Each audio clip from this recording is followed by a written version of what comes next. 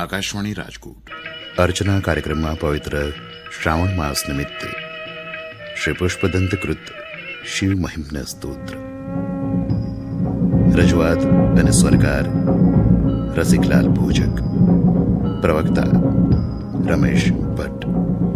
કલાકારો ઉમા ઓઝા, કલ્પના ભટ્ટ, સુરેશ જાની, ભારતી બ્રહ્મભટ્ટ, હર્ષમિત્ર પંડ્યા અને જગદીશ વ્યાસ.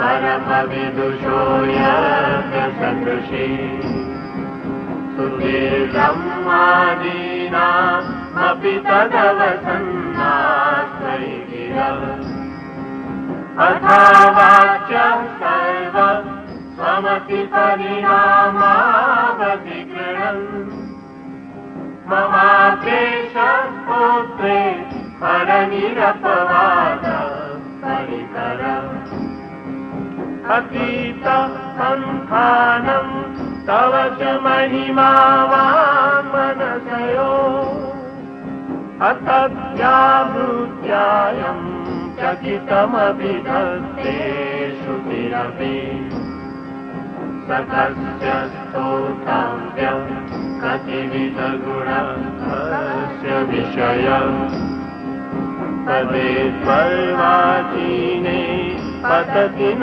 મન તસ્ય ન વચ મધુસ્મિતાવાચ પરમમૃતં નિર્મિતવતઃ તવ બ્રહ્મં કિં વાગપી સુરગુરો વિસ્મયપદં મમ સ્વેતાં વાણીં ગુણકથન પુણ્યેન ભવતઃ પુરામિત્યર્થેऽસ્મિन् પુરમથન બુદ્ધિર્વ્યવસિતા તવૈશ્વર્યં યત્તદ્ જગદુદય રક્ષા પ્રલયકૃત ત્વયૈવસ્તું વ્યસં ત્રિષુ ગુણભિન્નાસુ તનુષુ અભવ્યાનામસ્મિन् વરદરમણીયામરમણીં વિહન્તું યાતોષિં વિદધતૈહૈકે જગતિય કિમિહ કિંકાય સખલુ કિમુપાય ત્રિભુવનમ કિમાધારો દાતા સૃજતિ કિમુપાદાનૈતિ ચ અતર્કૈશ્વર્યેન જનવસર દુઃખો હતધિય કુતર્કોऽયં પાર્જિન મુખરયતિ મોહાય જગત અજન્માનો લોકા કિમવયવવંતોऽપि જગતાં અધિષ્ઠાતારં કિં ભવવિધિર્નાથ્ય ભવતિ અનીશો વા કુર્યાत् ભુવનજનનેકઃ પરિકરો યતો મંદા સ્વાં પ્રતિ અમરવર સંશેરતૈમે.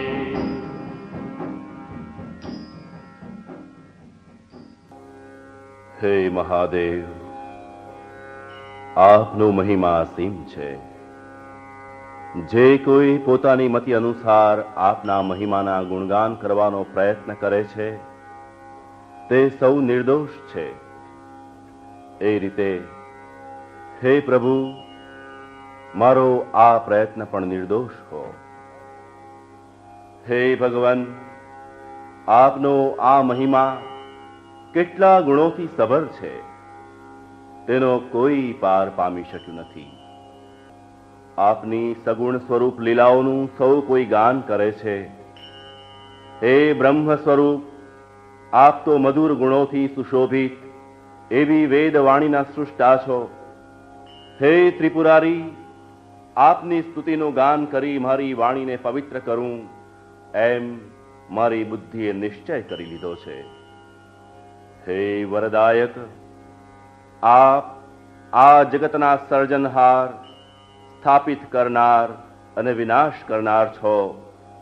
જે બાબત ત્રણ વિભિન્ન ગુણવાળા બ્રહ્મા, વિષ્ણુ અને મહેશ એ સ્વરૂપોમાં પ્રગટ છે, છતાં પણ કેટલાય જડ બુદ્ધિવાળા લોકો આપની નિંદા કરે છે.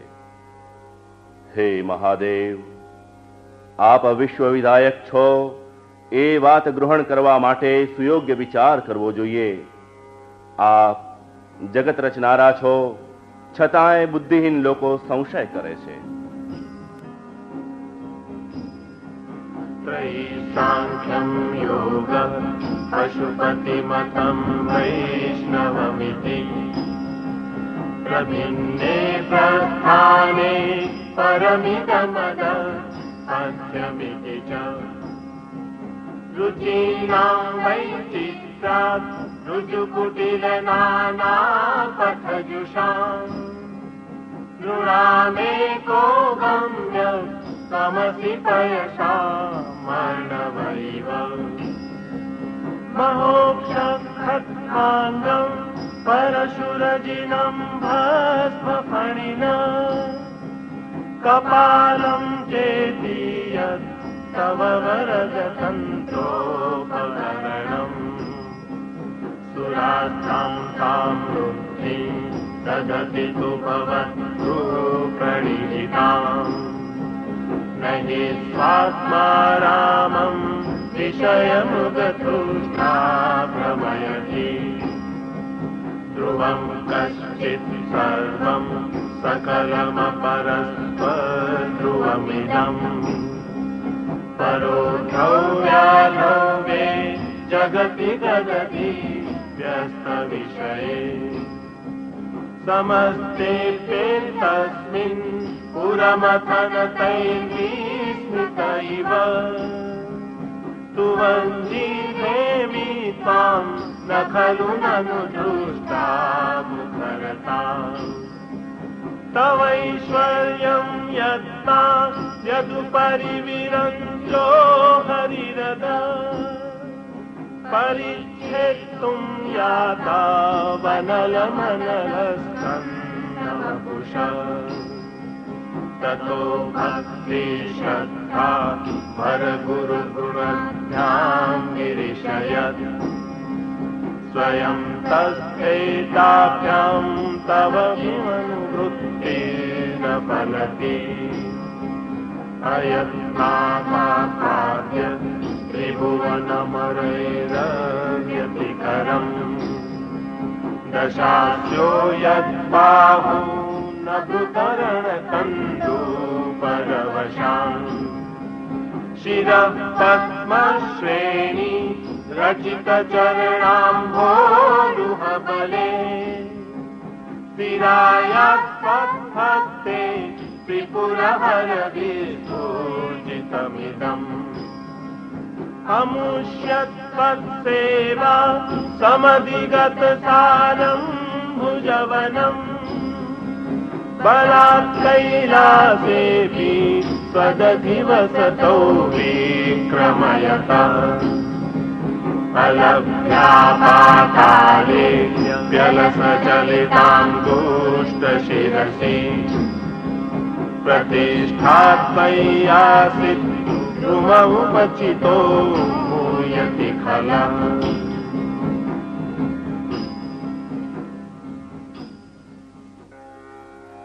વેદ વિદિત ત્રણ દેવોની ઉપાસનાના શ્રૌતમત, સાંખ્યમત, યોગમત, પશુપતિમત, વૈષ્ણવમત ઇત્યાદિ મતમતાંતરના અનેક માર્ગ છે. લોકો પોતપોતાની રુચિ અનુસાર પોતાના માર્ગનો સ્વીકાર કરે છે, પરંતુ અંતે તો જેમ નદી નાળા સમુદ્રને જ મળે છે, તેમ આવા અનેક માર્ગોનું લક્ષ્ય તો કેવળ આપ જ છો. હે ઈશ્વર, ભસ્મ, ચર્મ, સાપ, બેલ, ખોપરી ઇત્યાદિ આપના અલંકારો છે. આપ આત્મજ્ઞાની યોગી પુરુષ છો, એટલે વિષયરૂપી મૃગતૃષ્ણા આપને ભરમાવી શકતી નથી. હે પિનાક પાણી, વિભિન્ન મતવાળાઓ આ સંસારને કોઈ નિત્ય માને છે, કોઈ અનિત્ય માને છે. આ બધા મતમતાંતરોથી ચકિત થઈને હું આપની સ્તુતિ કરું છું. હે હિમાલયવાસી, આપના જ્યોતિ સ્વરૂપનું ઐશ્વર્યનું માપ કાઢવા બ્રહ્મા ઉપર અને વિષ્ણુ નીચે ગયા, પરંતુ પામી શક્યા નહીં. આપની સ્તુતિ વડે જ સાક્ષાત્કાર કરી શક્યા. હે પરમાત્મા, દશમુખવાળા રાવણે પણ આપની જ ભક્તિ સ્તુતિ વડે સિદ્ધિ પ્રાપ્ત કરી હતી. આપના નિવાસ સ્થાન કૈલાસને હલાવવામાં એ જ રાવણે એના 20 હાથનો ઉપયોગ કર્યો હતો કે જેના વડે આપની સેવા કરી હતી.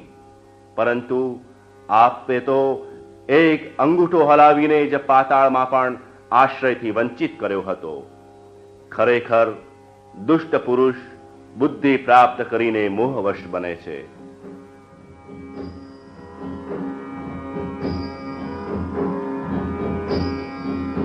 યદૃદ્ધિમ સુત્રામ્નો વરદ પરમોચૈરપિ સતી વદશ્ચ પ્રેમાણ પરિજન વિધેય ત્રિભુવન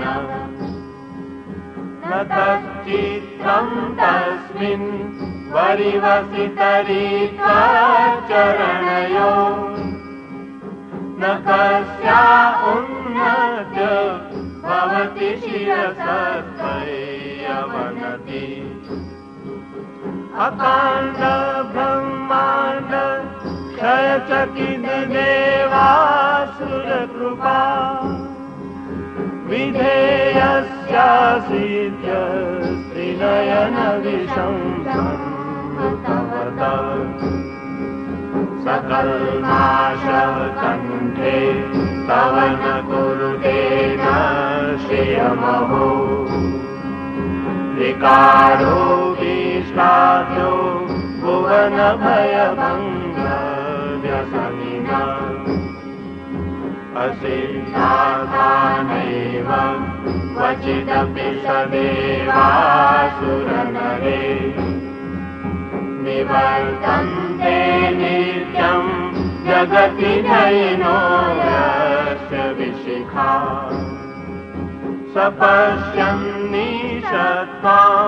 नितरसुरसाधारणमभूत् स्मरस्मर्तव्यात्मा नहि वशिषुपत्र परिभव महीपादाधाता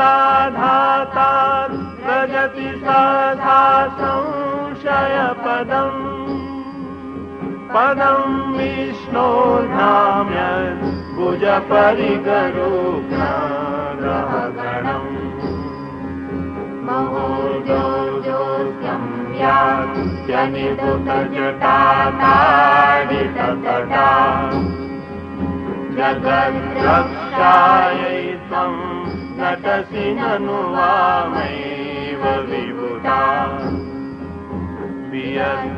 वियज्ञापितारा गणगुणितवेदोदमरुचि प्रवाहो वाराम्य कुशतलकुदष्ट शिरसि ते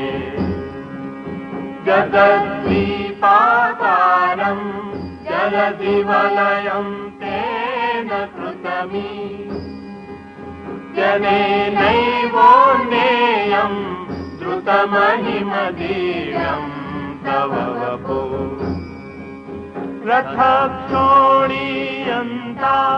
शतधृतिरगेन्द्रोरनुरथो रथांगे चंद्रार्कौ रथचरणपाणि शरयति विदक्षोते कोऽयं त्रिपुरतृणमाडम्बरविधि विधेयै क्रीडन्तो न खलु परतन्त्रा प्रबुधिया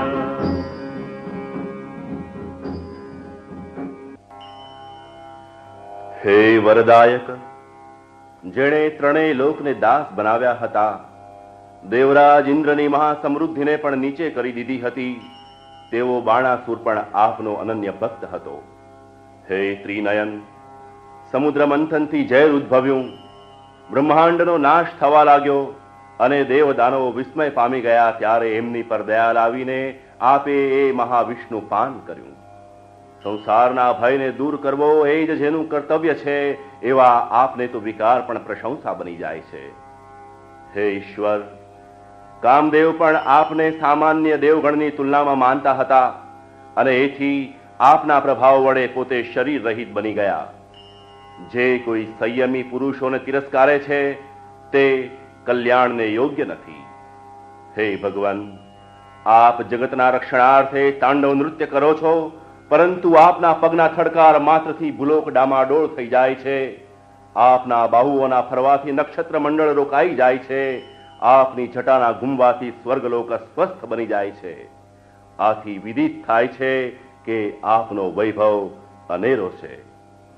હે ભસ્મધારી, આકાશની જેમ જેનો પ્રવાહ ભરપૂર છે, જેની નક્ષત્ર ગણથી પણ બમણી શોભા છે, એવી ગંગા આપના મસ્તકમાં સમાયેલી છે.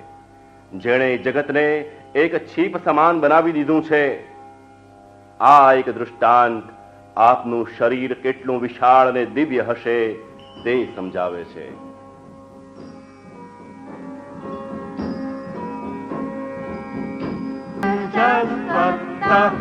क्रतुफल विधान व्यसनिनो ध्रुवं कर्तु श्रद्धा विदुरमपि चाराय हिमखा प्रजानाथं नाथ प्रसभमभिकं स्वान्दुहितरम् गतं लोहितभूतां निरमयि शुभूषस्य वपुषा धनुष्पाणे यातम् एवमपि सपत्राकृतममुम्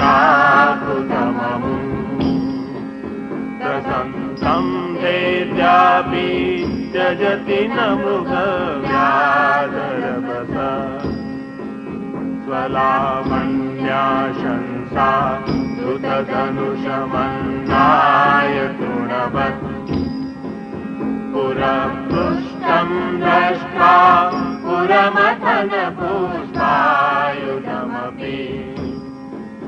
यदि सैनं देवी यमनिरतदेहाद्रघटना तवैति त्वामर्था ततवरदमुखायुवतया श्मशानेश्वा क्रीडा स्मरहर पिशाचा सहचरा चिता भस्मालेप स्वगपिनुकरोटी परिकरा अमङ्गल्यं शीलं तव भवतु नामैवमखिलम् तथापि स्मर्तॄणां वरद परमं मङ्गलमसि.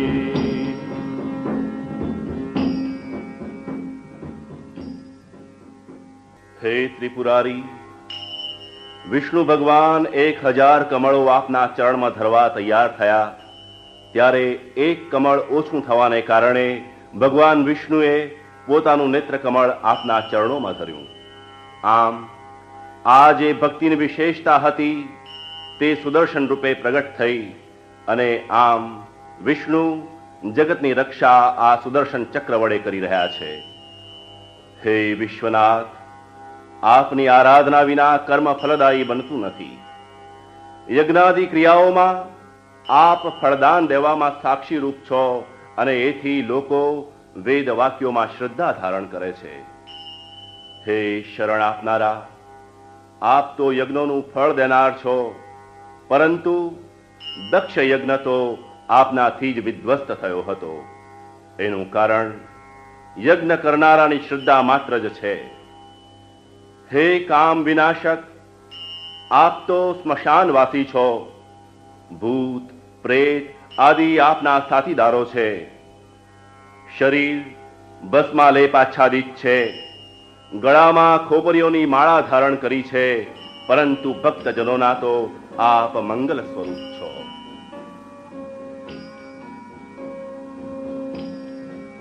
મન પ્રત્યક્ષિત્તે સવિદમવતિ સર્વાય જનમ.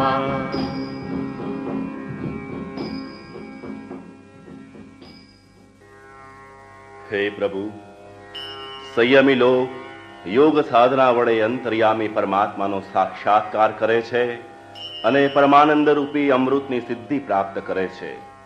એ પરમાત્મા આપ જ છો. હે ભગવાન, આ જગતના સર્વ પદાર્થોમાં આપ જ સમાયેલા છો. સૂર્ય, ચંદ્ર, પૃથ્વી, અગ્નિ, જળ, વાયુ, આકાશ ઇત્યાદિ આપનું જ સ્વરૂપ છે. હે મહાદેવ, ઓમકાર પદથી આપનું સ્તુતિગાન થાય છે. આ ઓમકાર પદનું ગાન શબ્દો વડે, અવયવ શક્તિથી અને ધ્વનિ વડે, સમુદાય શક્તિથી આપના સગુણ અને નિર્ગુણ સ્વરૂપનું પ્રતિપાદન કરે છે. હે ઈષ્ટદેવ, આપના 8 નામોમાં હરેક નામનો મહિમા વેદવાણી પણ પ્રગટ કરે છે. એવા હે મહાદેવ, આપને હું વંદન કરું છું. હે મહાદેવ, આપ અત્યંત નજીક છતાંય દૂર, સૂક્ષ્મ છતાં વિરાટ, વૃદ્ધ છતાંય તરુણ એવા વિરુદ્ધ સ્વરૂપોમાં રહેલા એવા આપને વારંવાર નમસ્કાર હો. બહલ રજસે વિશ્વોત્પત્તૌ ભવાય નમો નમઃ. પ્રબલ તમસે તત્સંહારે હરાય નમો નમઃ. જન સુખ કૃતે સત્વોદ્રિક્તૌ મૃડાય નમો નમઃ. પ્રમહસી પદે નિસ્ત્રૈગુણ્યે શિવાય નમો નમઃ. કૃશ પરિણતિ ચેત ક્લેશવશ્યમ ક્વચેદમ. ક્વચ તવ ગુણસિમોલમ લંઘિનેશસ્વદૃદ્ધે. ઇતિ ચકિતમમંદી કૃત્યમામ ભક્તિરાધાત. વરદ ચરણયોસ્તે વાક્ય પુષ્પોપહારમ. અસિત ગિરિસમં ચાકજ્જનમ સિંધુ પાત્રે. સુરતરુવર શાખા લેખની પત્ર મૂર્વી. લિખતિ અધિગૃહીત્વા શારદા સર્વકાલમ.